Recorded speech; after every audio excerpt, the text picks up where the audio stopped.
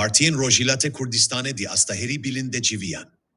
Ligori Hinçavkanyan, Nuneren heft Partiyen Rojilate Kurdistane di Durojen Bori de di Astaheri bilinde civiyanda. Kuliser yekiti u revşa heyiya hereme, İran u Kurdistane nikaş bikin.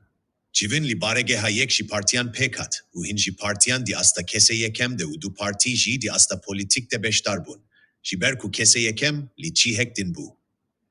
Heft partiyen Rojilate Kurdistane li ser mekanizmayın avakirina yekitiye, di demek Kurt'te nikaş kirin. Di heman demede partiyan tegi hiştina xweya li ser revşa heyi diyar kirin. Da ku jibo revşa heyi u ya peşeroje bigihijin tegi hiştinek hevpar.